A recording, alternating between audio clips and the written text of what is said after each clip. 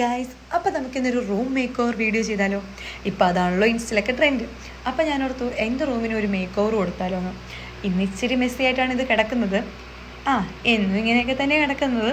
അപ്പോൾ ഞാൻ ഓർത്ത് ഇന്ന് എന്നാ അതൊന്ന് ചെയ്താലോ എന്ന്. അതിനുവേണ്ടി ഞാൻ ഫ്ലിപ്കാർട്ടിൽ നിന്ന് കുറച്ച് ഐറ്റംസൊക്കെ പർച്ചേസ് ചെയ്തിട്ടുണ്ടായിരുന്നു.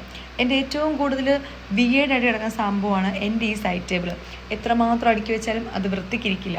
അതുപോലെ തന്നെ ഞാൻ അവിടെ ഇവിടങ്ങളിലായിട്ടാണ് പല സാധനങ്ങളും കൊണ്ടുവെക്കാറ്. അപ്പം ഞാൻ വിചാരിച്ചു ഇന്ന് നമുക്കിന്ന് എൻ്റെ ആഗ്രഹം പോലെ ഒരു പിൻട്രസ്റ്റ് സ്റ്റൈലിൽ നമുക്ക് നമ്മുടെ റൂം ഒന്ന് ക്രിയേറ്റ് ചെയ്താലോ എന്ന് വിചാരിച്ചു. കുറച്ച് കഷ്ടപ്പെട്ടെങ്കിലും പോട്ടെ, ഫൈനൽ റിസൾട്ട് നമുക്ക് ഹാപ്പി ഉള്ളതായിരുന്നു. അപ്പോൾ ഇതാണ് ഞാൻ മേക്ക് ഓവർ ചെയ്ത് കഴിഞ്ഞ് വന്ന എൻ്റെ റൂമിൻ്റെ ഒരു പിക്ചർ എന്ന് പറയുന്നത്. അത്യാവശ്യം ആ ലൈറ്റ്സും ആ ഒരു കർട്ടനയിലുള്ള ആ ഒരു യെല്ലോ ലൈറ്റും ഒക്കെ വന്നു കഴിഞ്ഞപ്പോഴത്തേക്കും റൂം ഞാൻ വിചാരിച്ചതിലും ഭംഗിയായിട്ട് എനിക്ക് കിട്ടിയെന്നുള്ളതാണ് സത്യം. അതിലെടുത്ത് പറയേണ്ട ഒന്നാണ് ആ ബെഡ്ഷീറ്റും പില്ലോ കവേഴ്സും ഒക്കെ. ഇത് ഞാൻ ഫ്ലിപ്കാർട്ടിൽ നിന്നൊരു അണ്ടർ 500 വാങ്ങിച്ചത്.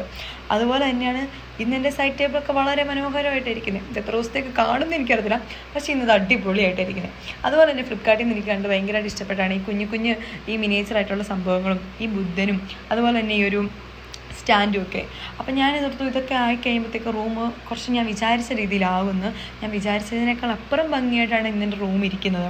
അതുപോലെ തന്നെ ഞാൻ വാങ്ങിച്ച കുറച്ച് ഐറ്റംസ് ആയിരുന്നു ഈ മണി പ്ലാന്റ് വിത്ത് ലൈറ്റും അതിൻ്റെ കൂടെയുള്ള ഈ ഒരു കുറച്ച് സ്റ്റാച്ചു, അങ്ങനത്തെ ഐറ്റംസൊക്കെ. ഓവറോൾ എൻ്റെ റൂം ഞാൻ വിചാരിച്ചതിലും അടിപൊളിയായിട്ട് എനിക്കിത് ആക്കിയെടുക്കാൻ സാധിച്ചു.